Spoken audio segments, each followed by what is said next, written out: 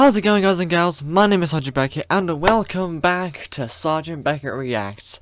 And in this video, I'm going to be reacting to the American Civil War, Oversimplified Part 1. I was on the YouTube homepage today, and I saw this, and I saw this video, and I thought, well, all I know is that it had something to do with the fact that America was divided on slavery and stuff, so to broaden my knowledge and a bit of education, I thought I'd watch the video. And I thought I'd do a YouTube video on it as well, because why the fuck not? Let's see if I can educate myself. Below. Okay, Mrs. Lincoln, this is it. And the video, if you want to watch it as well, the video will be in a link in the description as well. Last push, and we're done. 9 months and 4 days ago, my father brought forth upon my mother himself, and gave to her a child, conceived in a shack in Kentucky, and dedicated to the proposition that I will drink num-nums from a bottle and do little poo-poos in my pantses for the next 2 to 3 years. Now what is it babies do again? Oh yeah. I am not touching that. Abraham Lincoln grew up with his relatively poor family in Kentucky, eventually moving to Indiana, and finally, Illinois. He read a lot of books, worked a lot of jobs, wrote some questionable poetry, and finally entered the law profession. Despite being self-taught, he turned out to be a pretty clever and astute lawyer. In one case, a guy claimed he witnessed a murder at night, and Lincoln was like, "How could you have seen anything in the dark? There was a bright full moon." A what? A bright full moon. Can you say that again, please? There was a bright full moon. A dim half moon? No, a bright full moon. That's funny, because according to this almanac, there was a dim half moon that night, which makes you a liar. Well, I got a bright full moon for y'all right here. Now that's what I call a rebuttal. Lincoln and his cheekbones weren't only interested in law, however. He also dabbled in the world of politics, serving as a legislator in both local and national assemblies. And what a time it was. Not even 100 years after the Founding Fathers wrote all men are created equal, politicians were already asking, yeah, but what does that mean exactly? It means all men. Yeah, but what does that mean exactly? And not just that. States' rights versus the federal government. What are the executive powers of the president? Is cereal a soup? The Founding Fathers left some of these questions perhaps a little too open to interpretation. And the biggest question of them all was slavery, an ugly mark on what should have been a revolutionary new nation based on liberty and democracy. Thomas Jefferson had written a condemnation of slavery in the Declaration of Independence, but out of fear of losing Southern states' support, it was removed. Hey guys, do you think leaving this a little vague will create any unforeseen problems in the future? Cannonball! And those unforeseen problems were now beginning to rear their ugly heads. As the nation developed, the North and the South developed along two very different lines, and two very different cultural identities emerged. Northern cities began rapidly industrializing, while the Southern climate allowed for large plantations of labor-intensive crops. As a result, one half of the country didn't rely on slaves, while the other half had become economically dependent on them. In 1793, Eli Whitney's cotton gin caused the slave trade in the South to explode, while in the North, a growing abolitionist movement was taking root. A general mistrust began to develop between the North and the South, as Northerners felt the South were hell-bent on expanding slavery, and fear spread throughout the South that the North wanted to take their slaves away. In 1819, there were 11 free states and 11 slave states. A perfect balance, a happy medium, a harmonious relationship. Hey guys, nice to meet you. I'm Missouri, and I would like to become the 23rd state. Hey buddy, welcome to the nation. We'll be happy to accept you as a free state. Oh no, you don't. You're trying to get one over on us. Missouri's gonna be a slave state. Okay, listen, why don't we just ask Missouri what it wants to be, and we slave state. Well, then, allow me to introduce to you the newest, freshest state on the scene, Maine. Hey, you can't do that, and you can't have any more slave states above this line. What? The issue of slavery is solved, and it will never come up again. A few years later, it came up again.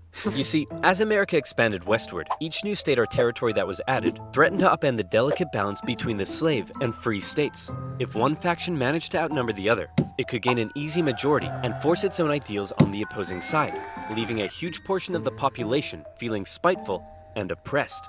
For a while, compromises kicked the can down the road and kept the volatile balance in check, as new free and slave states were roughly added in pairs. But then one loudmouth state just had to barge in and ruin everything as usual. The addition of Texas saw the United States enter into a war with Mexico, which they won, gaining a huge amount of land out west and creating even more problems. Hey guys, nice to meet you. I'm California, and I would like to become the 31st state. Hey buddy, welcome to the nation. We'll be happy to accept you as a southern slave state. Oh no, you don't. You're trying to get one over on us. California is going to be a free state. Okay, listen, why don't we just ask California what it wants to be, and we can free state. Well, then, allow me to introduce to you the territories of New Mexico and Utah, able to freely vote for slavery themselves. Hey, you can't do that! And we can enter Northern Territory anytime we want to recapture escaped slaves. What? The issue of slavery is solved, and it will never come up again. So, A few years later, it came up again. In 1854, a Democratic senator from Illinois wanted to build a really cool choo-choo train here, and proposed that the territories of Kansas and Nebraska be created open to slavery, even though they were clearly above the Missouri Compromise line. Obviously, the northern states were like, hell no. But the southern Democrats who controlled Congress at the time were like, well, if you love liberty and democracy so much, then you should let them vote on whether slavery should be legal or not. And so it was. Huge numbers of pro- and anti-slavery settlers rushed to Kansas to sway the vote in their favor. And while they were all there, they began to beat the crap out of each other. One of those settlers was a man named John Brown, a former businessman who failed at just about everything he tried and went arguably insane. He was a radical abolitionist and dedicated much of his life to the Underground Railroad and freeing slaves. One night, in revenge for an earlier raid by pro-slavery forces, he and his sons killed a number of pro-slavery settlers in the territory, helping to kickstart years of violence known as Bleeding Kansas. Kansas and Nebraska both eventually voted in favor of outlawing slavery, but from here, the tension began to grow at a rapid pace. So, the enemy has already got their siege tower moving up. I'm going to try and see if I can direct some of the fire with my...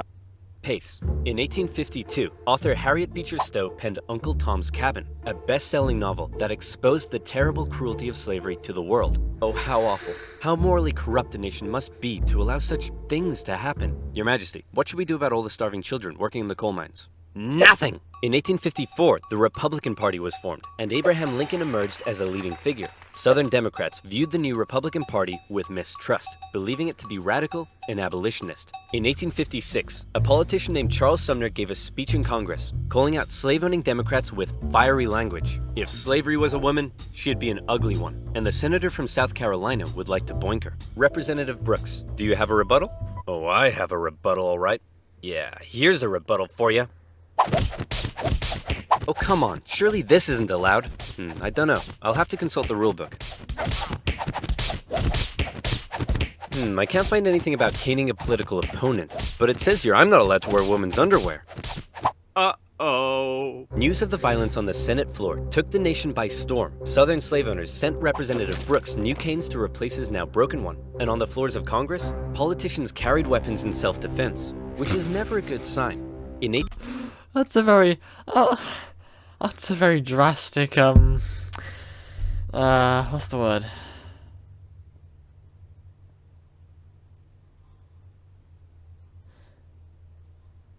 It's a very drastic contrast, isn't it? Took the nation by storm. Southern slave owners sent Representative Brooks new canes to replace his now broken one. And on the floors of Congress, politicians...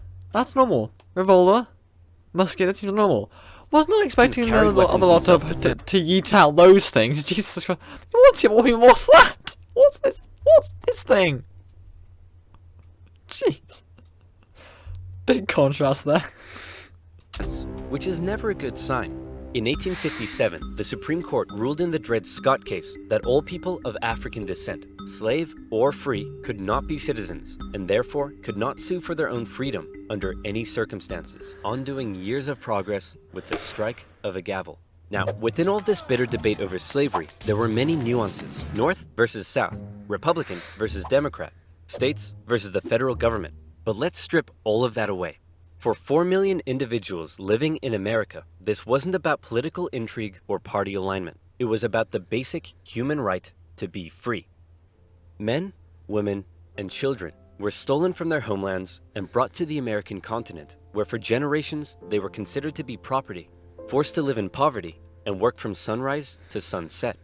plantation overseers did whatever they felt was necessary to get the most out of their slaves. Punishments were often barbaric. Families were regularly separated, and parents could often only watch, as their children were auctioned off, never to be seen again. Thousands of slaves took the treacherous risk of running away, and abolitionists in the North helped many escape via the Underground Railroad as bounty hunters entered the North to chase them down. Leading figures within the abolitionist movement included many significant free black men and women. But it's important to note that for many of the anti-slavery white individuals in the North, opposition to slavery was often an economic issue, not a moral one, as many worried large plantations would take their lands and livelihoods away. Abraham Lincoln knew that slavery was a moral evil, and he regularly spoke out against it in powerful speeches that helped him rise through the ranks of the new Republican Party. He lamented at the hypocrisy of a great American nation meant to stand as a shining beacon of freedom while also enslaving 4 million men, women, and children. He most famously declared in 1858 that a house divided against itself cannot stand, that one day slavery in America would end. However, even Lincoln was cautious in his opposition. He didn't want to outlaw it entirely, but simply prevent its expansion so that given enough time, he believed it would naturally die out. Thankfully, history would force his hand. In October 1859, one abolitionist decided he'd try to single-handedly take down slavery by force. Who would be crazy enough to even attempt such a thing? It's our good friend, John Brown. He planned to seize arms from an armory in the town of Harper's Ferry, free the slaves there, and continue south, inciting a major slave uprising along the way. A noble cause, a bad plan, and terrible execution. Brown's men took the armory and some hostages, but were quickly surrounded by one Robert E. Lee and his U.S. Marines. Brown was captured, and a couple of months later, he was executed for treason. Northerners sympathized with Brown, but Southerners were like, "You see this? They're coming for us. Soon, there'll be 1 million John Browns." 1 million John Browns? What on earth are you thinking about? A John Brown farm? Yeah, me too. To make matters worse, new northern free states meant now the southern states really were outnumbered, and they were beginning to feel bitterly spiteful and oppressed. Further fear began to spread in the South when news broke that a relatively unknown figure had just secured the Republican Party nomination for president. Abraham Lincoln, mostly well-liked among anti-slavery Northerners, had made some of the most powerfully worded speeches against slavery of any politician at the time. And now, there was a chance that he and his cheekbones could become president. For the South, that would be too much. In the 1860 election, Lincoln's name didn't even appear on the ballot in 10 southern states. But much to their horror, when the final results came in, Lincoln had won by an electoral college landslide. Lincoln himself tried to calm their fear. "How many times do I have to tell you, I'm not gonna take away your slaves?" "Yeah, right, Honest Abe. We've had enough of you Northerners. We're gonna go form our own country." "You can't do that." "Why not?" "Well, if you had won the election, would it be okay for us to leave?" "Of course not." "Well, why not?" "Because that's not how victim mentality works." Many states felt that when they joined the Union, they always withheld the right to leave it whenever they pleased. Many people living in 19th century America often felt more loyalty to their state than to the nation. And now, with the South feeling like it had lost its voice in the federal government, they were out of here. South Carolina was the first to go, and over a period of 6 months, one by one, 11 slave states officially seceded from the Union, with just 4 contested border states opting to remain. The seceding states issued a number of official documents justifying their secession. South Carolina proclaimed that it was northern states' hostility to slavery that rendered the federal government illegitimate. Mississippi declared that their position was thoroughly identified with the institution of slavery. And in a speech, the Confederate vice president stated that the new Confederate government rested upon what he called the great truth of racial inequality. Revered American generals, such as Robert E. Lee, opted to side with their states over the Union. And with all the chaos, one New York lawyer wrote that rather than a bald eagle, America's national bird should be a debilitated chicken. And hey, I kind of like that. One man, watching the crisis unfold, knew it would be his job to solve it. Lincoln was just about to hop on a train and become the President of the United States of America. "Hey man, you're hella ugly. Grow a beard or something to hide that face." Good idea. Still ugly. With assassination plots already underway, Lincoln had to travel to Washington, D.C. under heavy disguise and protection. All along the way, he received stacks of threatening letters. "May the hand of the devil strike you down. You are destroying this country. Damn you, every breath you take. Love from Grandma? At his inauguration speech, Lincoln once again reiterated that no, I do not want to take away anyone's slaves. But for Lincoln, he did want to preserve the Union. He declared secession to be nothing but an illegitimate rebellion. In your hands and not in mine, he said, is the momentous issue of civil war. You can have no conflict without being yourselves the aggressors. We are not enemies, but friends. It was clear Lincoln was ready and willing to get freaky and open up a can of Scatman John if he had to. Whether he had the support of the people, however, was in question. In the end, it was the Confederates that fired the first shot. As they seceded, the Confederate states began seizing federal U.S. property throughout the South. Off the coast of Charleston, South Carolina, was one such federal property, Fort Sumter, held by a measly, undersupplied U.S. force. The Confederate militia there demanded the fort surrender, a request which was quickly denied, and any remaining hope for a peaceful solution to the secession crisis probably then died when the Confederates did this. The Battle of Fort Sumter is considered to be the beginning of the American Civil War. Many of the Confederates there also considered it to be the end of the American Civil War. They hoped Old Abe would just sigh and say, okay, you win. Unfortunately for them, Lincoln actually said, you're about to get a roundhouse to the face. Lincoln sent out the call for 75,000 volunteers, and men signed up in droves, hopeful for some adventure and good old-fashioned F-U-N. In the new Confederate capital at Richmond, Virginia, Confederate President Jefferson Davis and his cheekbones had also sent out the call for 100,000 men. As ever, both sides hoped for a quick end to the war. Is it over yet? No, Jimmy, it's been 1 week. Is it over now? No.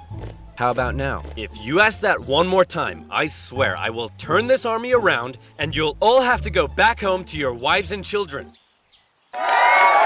But in particular, the South knew the conflict would pose a bit of a challenge. How can we expect to win with a population of only 5 million against 22 million in the North?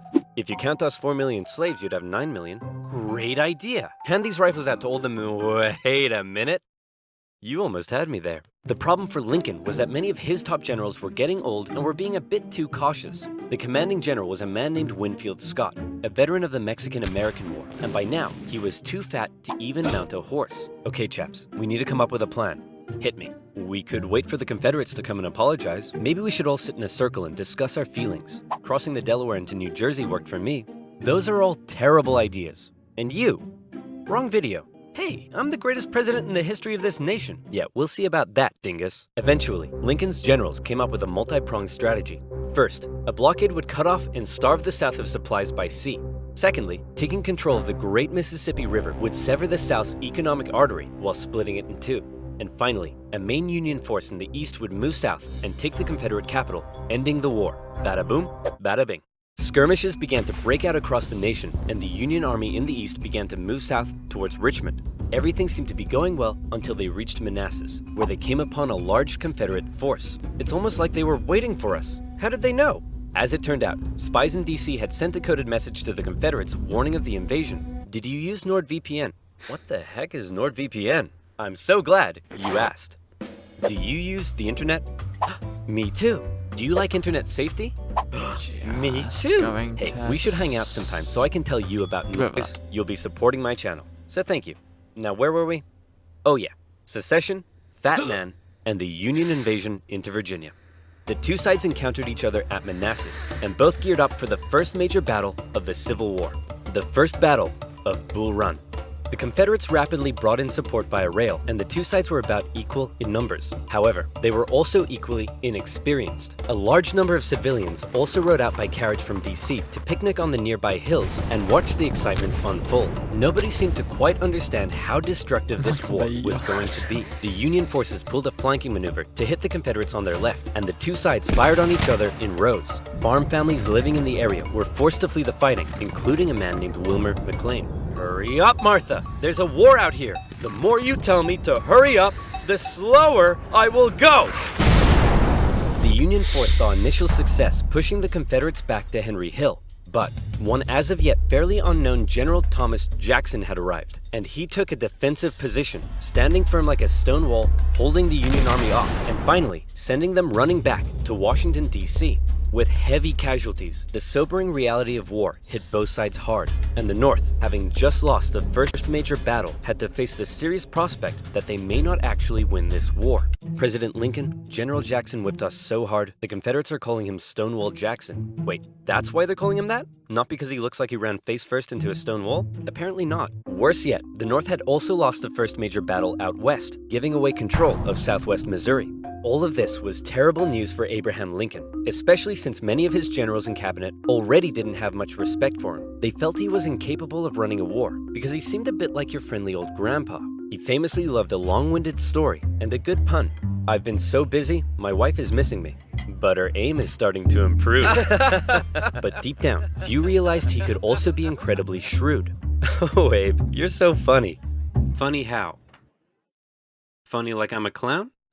Abe, I was just... No, funny how? Like I'm here to amuse you? During the war, Lincoln committed acts that were viewed by some as impeachable. His administration suppressed the free media from printing articles sympathetic towards the South. Some Southern sympathizers were even arrested without a trial. Lincoln's criticizers began accusing him of being a tyrant. But to quote the man himself, "Hey, it's war, baby. What are you gonna do?"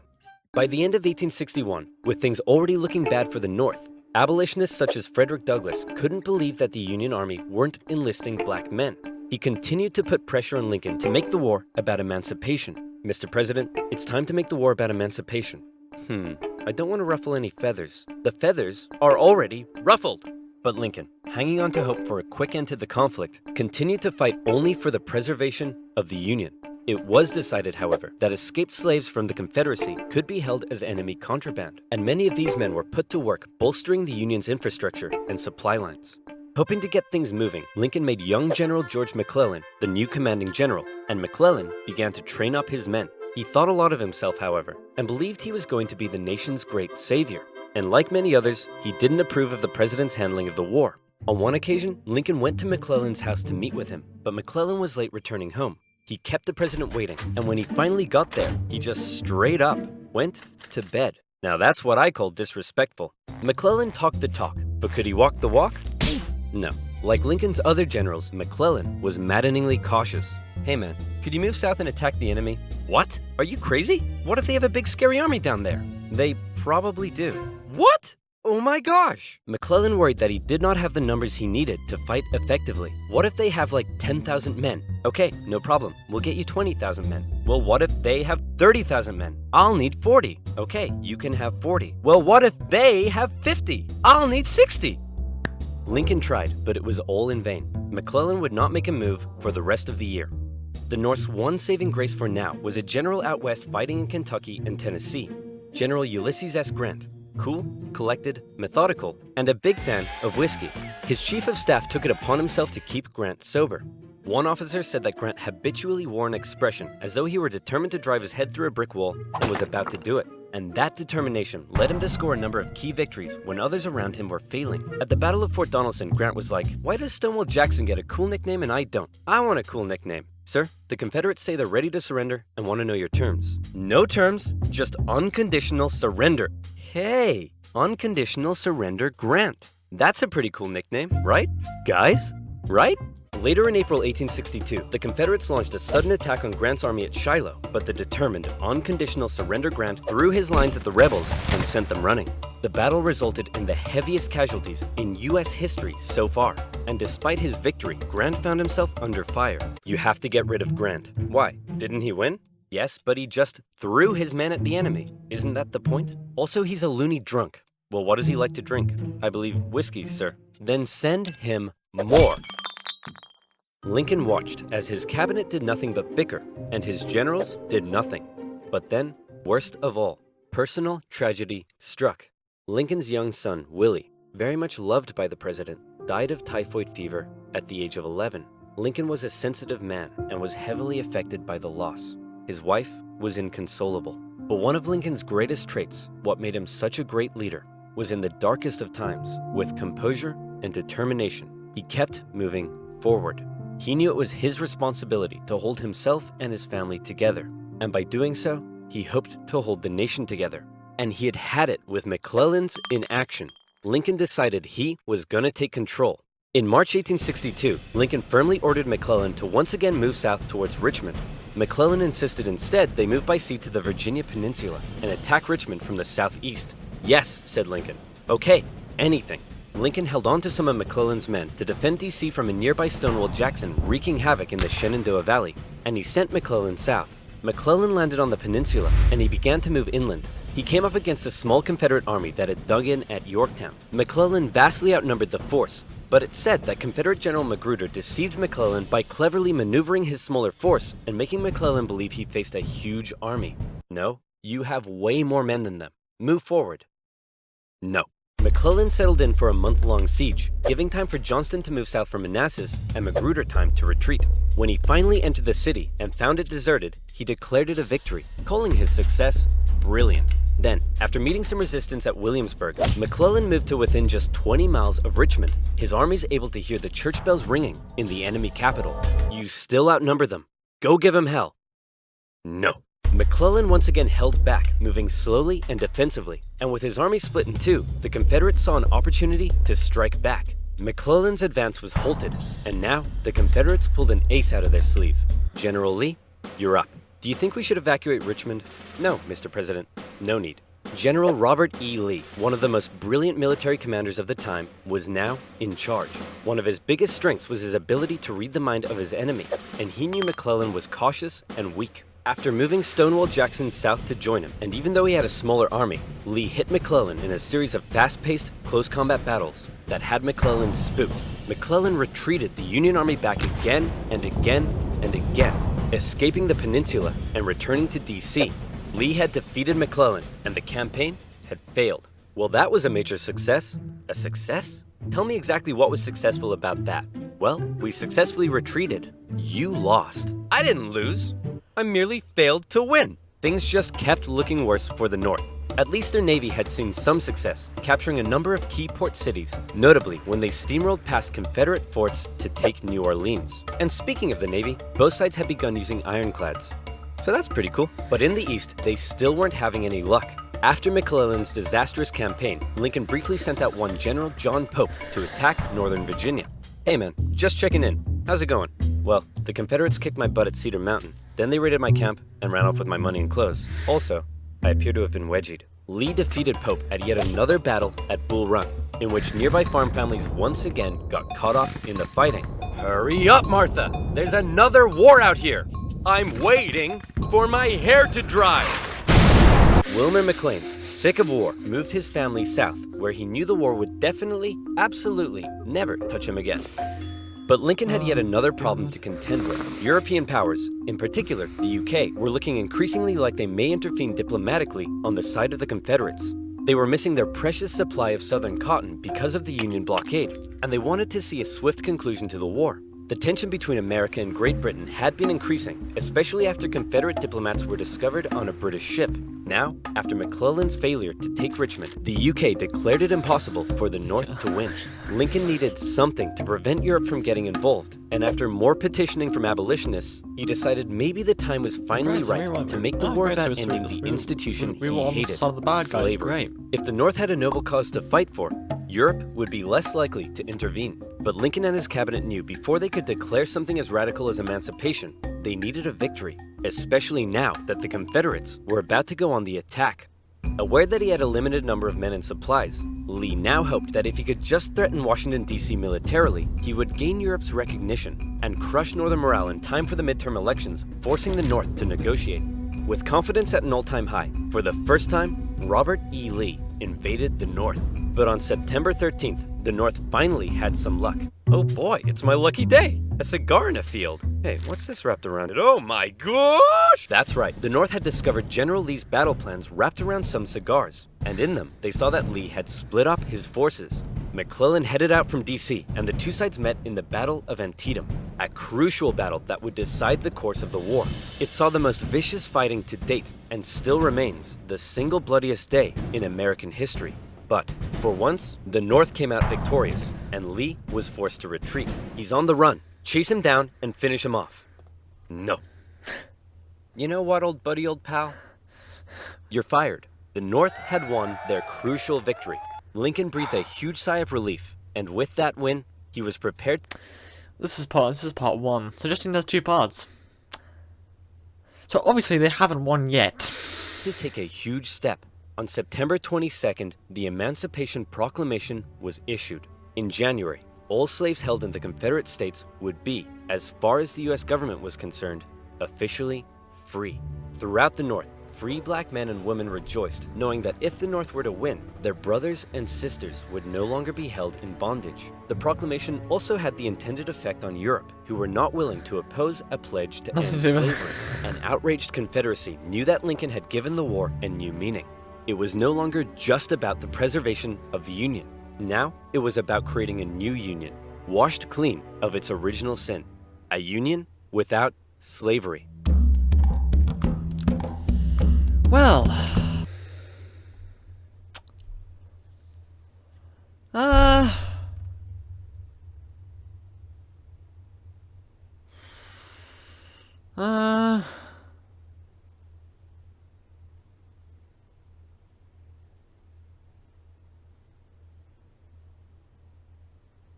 scratch it. We're going on to part two. They now follow. Part two. As the Union struggle to take control in the East continued, elsewhere, the war raged on. The Confederates attempted an invasion of Kentucky, hoping the state as a whole would join them, but they were pushed back. The Indian Territory saw Native American tribes ally with one side or the other in the hopes of securing rights after the war. Along the Mississippi, General Ulysses... So it wasn't completely finished. Over on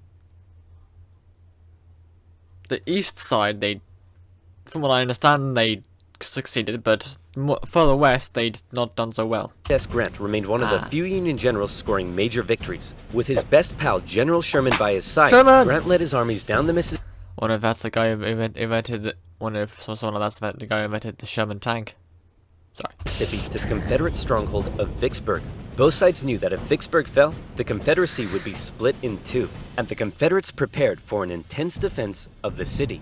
But back in the East, Lincoln still wanted somebody to march south and take Richmond. Having given General McClellan the boot, he needed a new man in charge. All right, Mr. President, option 1 is General Hooker. Bit of a nutcase, but a good general.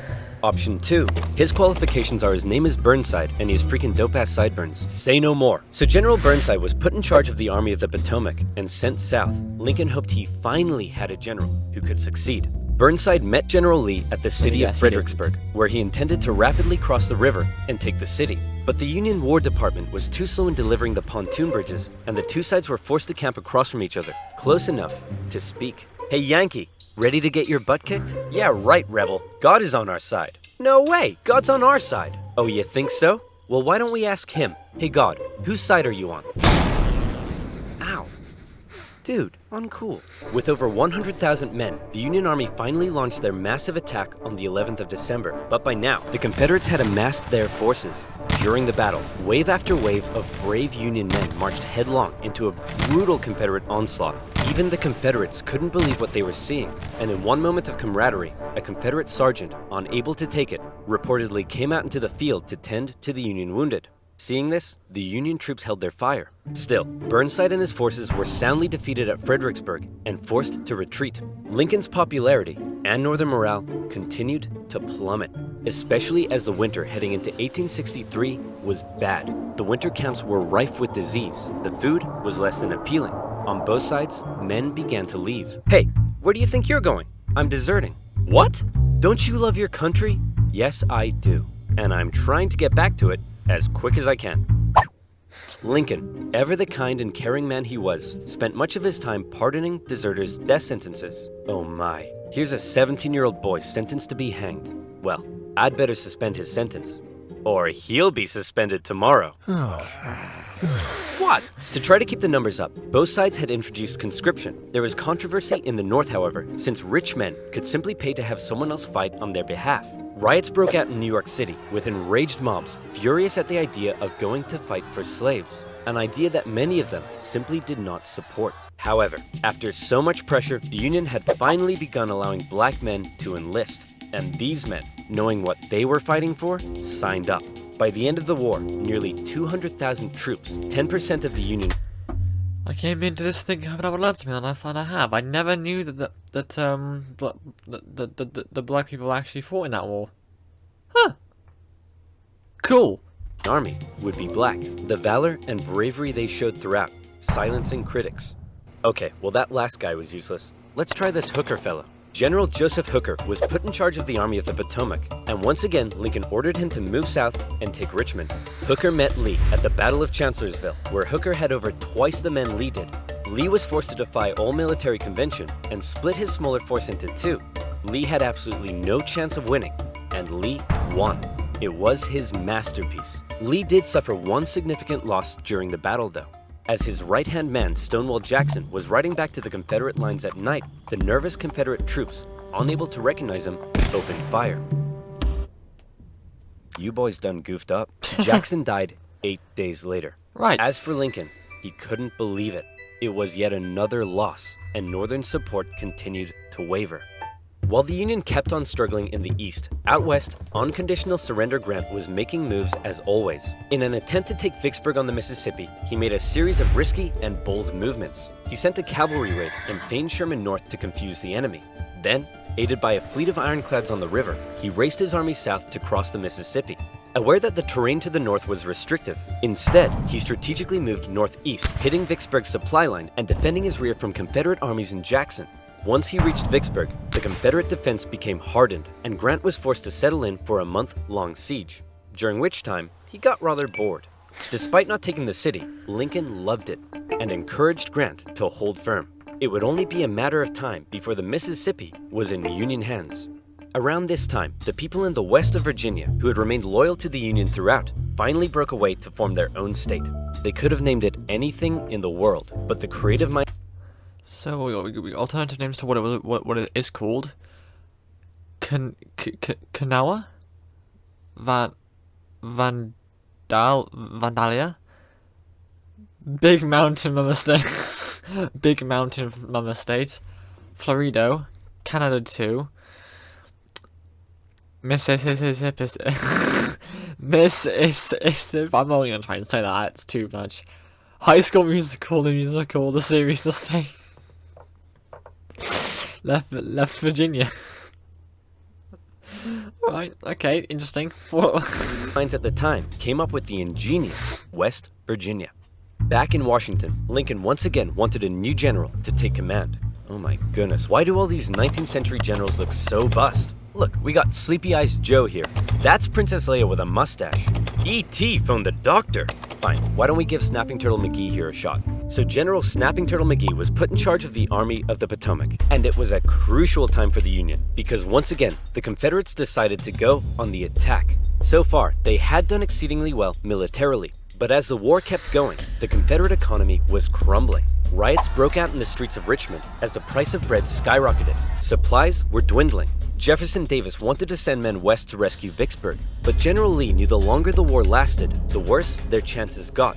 And he still hoped if he could just threaten D.C., the already demoralized North would surrender. So in June 1863, with the momentum behind him, General Lee once again entered the North, fighting his way through Maryland and into Pennsylvania. General Meade set out to meet him for what would be the most significant battle of the entire war. If the Confederates won, D.C. could fall.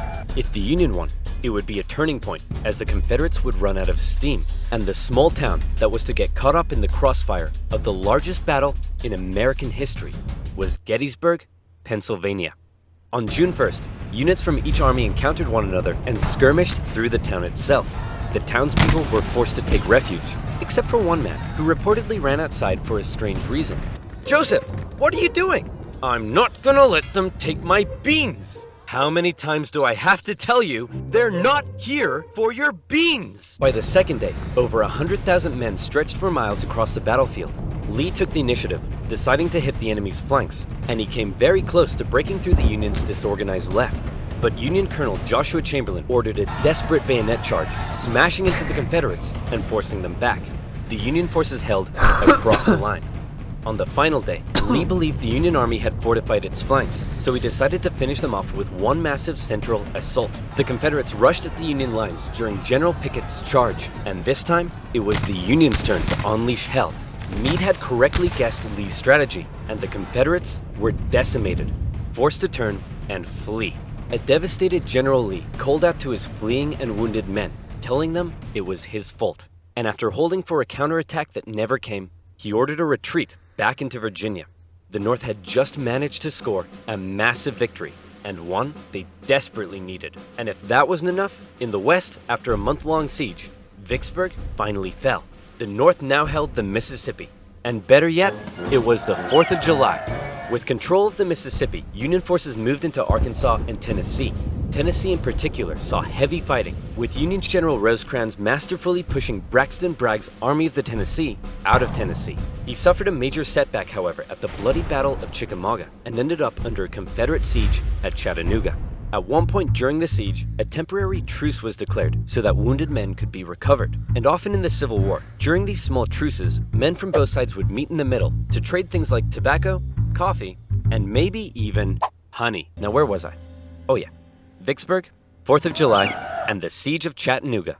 Thankfully, General Grant, now in charge of all Western Union armies, showed up and karate-kicked Bragg right back into Georgia. Like this. With Sherman and Hooker, Grant took on Confederate positions in the mountains around the city, including the famous battle above the clouds and Mission Ridge. Grant continued to be Lincoln's #1 guy. With these victories, Lincoln hoped the war was finally turning.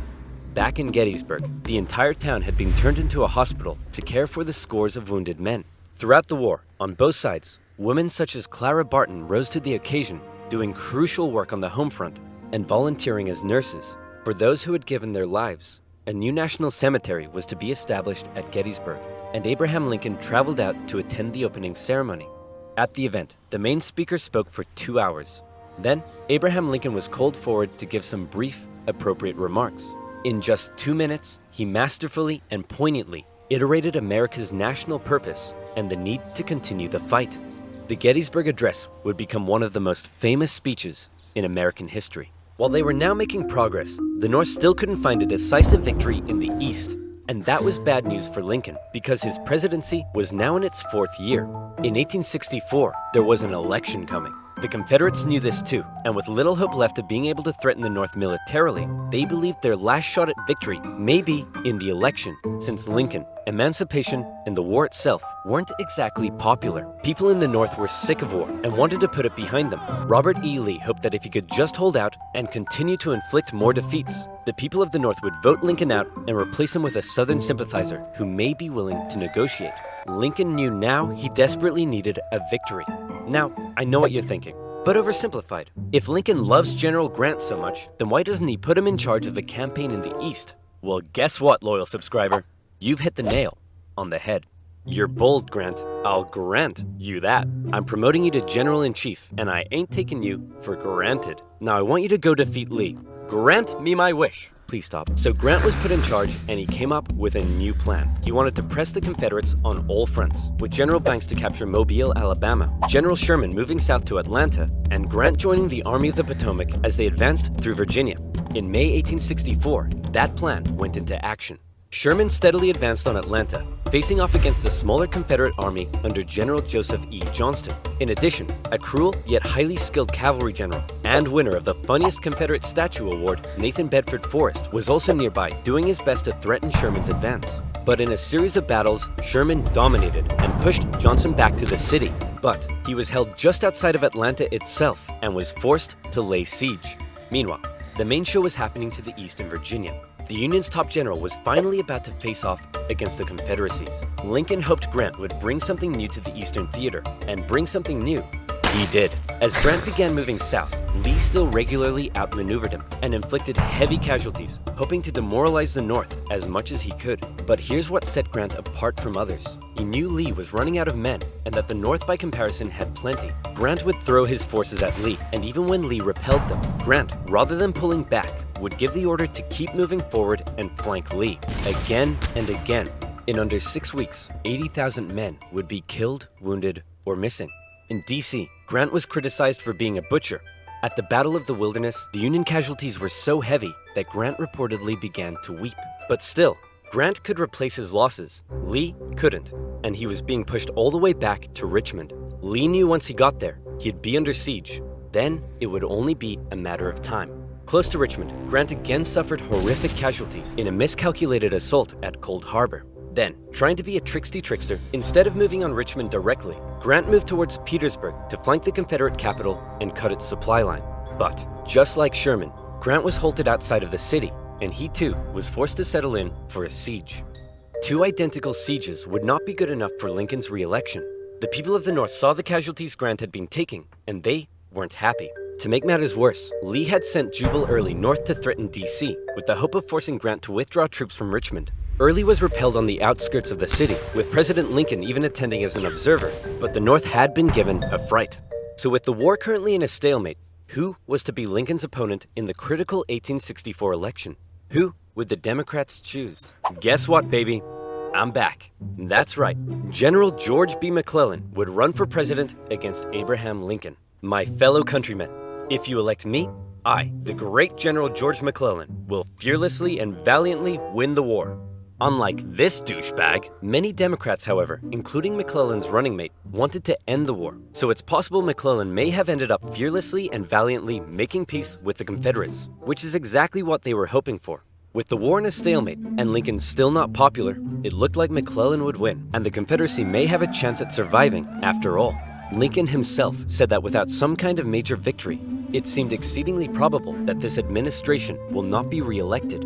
Well, fret not, Abe, because if it's a major victory you want, it's a major victory you'll get. Atlanta had been under siege by General Sherman for just over a month. After a number of battles around the city, Sherman sent a force south to sever the city's supply line, and Confederate General Hood was forced to abandon it. Atlanta, one of the Confederacy's most important cities, had fallen into Union hands. For many, it was clear that the Confederacy's defeat was now inevitable, and the war would soon be over. When the final results came in, Lincoln had won with an electoral college landslide, with the troops in particular voting overwhelmingly for Lincoln, which must have been touching for their commander-in-chief. Hey man, looks like you lost. No hard feelings? I didn't lose. I merely failed to win. In January, Lincoln involved himself heavily in ensuring the 13th Amendment made it through Congress. In a narrow and historic vote, the amendment passed. Slavery would now be constitutionally banished throughout the nation. Black men and women, watching the vote from the galleries, knew the work had only just begun. A couple months later, at his second inauguration, with victory right around the corner, he didn't celebrate, he didn't gloat. Instead, he emphasized the need for reunification and binding up wounds. To him, Americans, North or South, were to again be compatriots. However, listening to Lincoln speak that day was a man who had no interest in reunification. John Wilkes Booth, an actor living in D.C., was also a deep Southern sympathizer, and as the war turned against the Confederacy, depressed and full of hate, he was already plotting his revenge on the man he held responsible. With further Confederate losses, it was pretty clear at this point who would win. But still, Jefferson Davis showed no sign of giving in. The North were frustrated to see the conflict being dragged out. Why waste more lives? In Atlanta, General Sherman believed he had the key to forcing the Confederacy's hand. He had an unusually modern concept, that an army could only survive with the support of the people. Strike at the people, and the army collapses. Sherman decided to do something unprecedented. He would remove his 62,000 men from their supply line and march through the heartland of the Confederacy, where they would live off the land. There, they would wreak havoc. As they marched, they tore up railroads, burned farms, and destroyed communication lines. They also liberated thousands of slaves. The damage done was estimated at $1.4 billion. The tactics were cruel, but to Sherman, it was better than losing yet more men in battle. In December, he reached Savannah, Georgia, but he wasn't done yet. Next, he turned north to inflict his punishment on the first state to secede, South Carolina. As he moved, he came ever closer to General Lee's army, still holding out at Petersburg. The siege of Petersburg had lasted for 292 days. 60,000 of Lee's men had deserted. Numerous Union attempts to break through had failed, but when the breakthrough finally came, it came quick. On April 2nd, a Union assault finally pushed the Confederates from their defenses. Hey man, there's no need to evacuate, right? You'll rescue us like last time, right? Sorry, can't hear you. Lee narrowly escaped the city, hoping he'd be able to meet up with General Johnson and continue the fight. Grant chased him down. Richmond was evacuated, and Jefferson Davis went on the run. As they left, the Confederates set fire to military buildings, but the flames burnt out of control, and as the Union troops arrived, they became firefighters. A couple of days later, Abraham Lincoln visited the war-torn city. Grant caught up to Lee at Appomattox Courthouse, where he trapped his forces. It was here, on April 9th, 1865 that Lee saw no point in continuing. Sir? Listen, bub. I drank a bit too much last night, and now I'm hanging like a fruit bat on a hot day. So whatever you have to say, I don't want to hear it. General Lee says he wants to surrender. Hot diggity dog! Grant and Lee met in the home of a nearby farm family, owned by a man who had tried his best to escape the Civil War years earlier, Wilmer McLean. All right, can we all just hurry up and get this over with? Martha! Not now! I'm cleaning! Do you want us to get rats? Grant and Lee, after years of war, now spoke respectfully to one another. When Lee left, his face filled with emotion, Grant's men began to cheer, but Grant ordered them to stop. He knew that now was the time for reconciliation. Just over 2 weeks later, General Johnson would surrender to Sherman, ending the war for 89,000 Confederate soldiers in the largest surrender of the war. Not every Confederate state had surrendered, but the war was as good as over. Across the North, church bells rang out and celebrations erupted. In Washington, Lincoln gave a speech from the White House to a jubilant crowd, in which, among various things, he expressed his support for black voting rights. Lincoln had seen the nation through its deepest crisis. The presidency had visibly aged him. He had lost over 20 pounds. He said sometimes, "I think I am the tiredest man on earth." I'm not sure tiredest is a word, but geez, the man's exhausted. Cut him some slack. On a carriage ride with Mary, Lincoln clearly was looking forward to being a president in a time of peace. He was apparently very cheerful, surprising his wife, and he told her that between the war and the loss of their son, they'd both been very miserable. Now, it was time to be happy. On the evening of April 14th, Lincoln attended a play with his wife and some friends at Ford's Theater. It was a comedy, and the president appeared to be enjoying it very much. In a nearby bar, John Wilkes Booth swallowed 2 glasses of brandy. He slipped quietly into the president's booth and awaited for the audience's laughter to rise. The president was shot in the back of the head. Booth fled the city. Soldiers carried Lincoln to a boarding house across the street. There, doctors declared there was nothing they could do. Surrounded by his heartbroken wife, son, and members of cabinet, at 7:22 the next morning, President Lincoln passed away. Never before had a president been murdered. A shocked nation mourned as a 12-day funeral procession carried Lincoln back to his home in Springfield, Illinois. On April 26th, Union cavalry found John Wilkes Booth in a barn in Virginia, where he was shot. Not long after, Confederate President Jefferson Davis was also tracked down and arrested. Imprisoned for 2 years, he was eventually released. The North didn't want to put him on trial for fear the jury may rule that Southern secession had in fact been legal. To ensure reconciliation, other Confederate generals and politicians were allowed to re-enter life in the now restored Union. Scattered fighting continued into May, when the last Confederate forces in Texas disintegrated. The southern states came under Northern military occupation to prevent any further rebellion, and a very difficult era of Reconstruction began. Over 3 million Americans had fought, brother against brother. The Civil War remains the bloodiest conflict in US history, but the Union had been preserved. You could say the real winners were those who were to never again be slaves. Further amendments passed by Congress gave black individuals the right to citizenship and to vote. Significant progress had been made. However, entering into the 20th century, it was clear the fight for equality would continue. In modern America, the man who fought to preserve the nation and never gave up in the darkest of times stands as a symbol of honesty, empathy, humility, perseverance, and courage. A continuous reminder of what has forged America and what it should ever strive to be.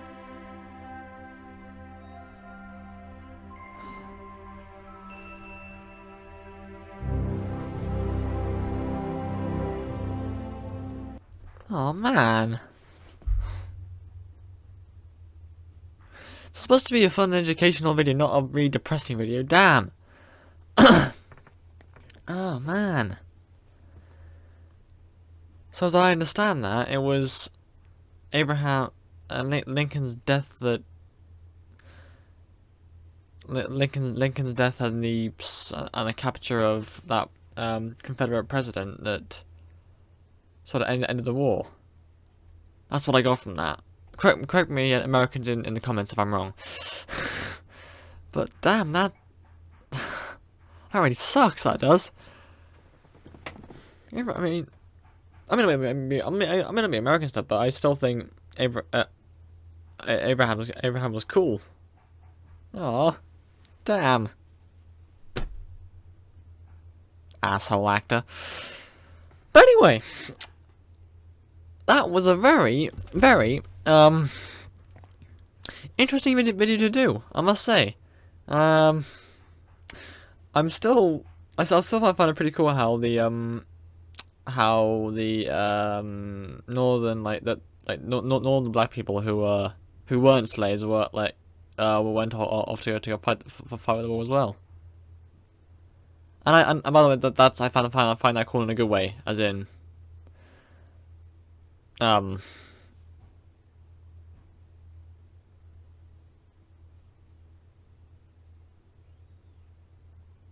mean, as in, like, they were able to fight as well if they wanted to. If you get what I mean.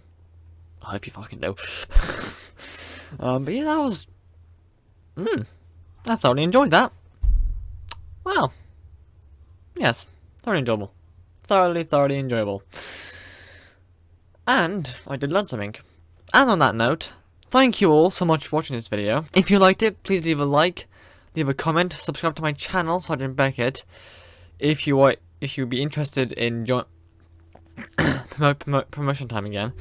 If you'd be interested in joining a Star Trek fan audio adventure, then please go to the link tree in my description and find the link that says Sergeant Beckett Media Productions Discord. And you can also find some other stuff on that link tree as well if you want to look at it. Thank you all again for watching, and I'll see all you people in the next video. Adios.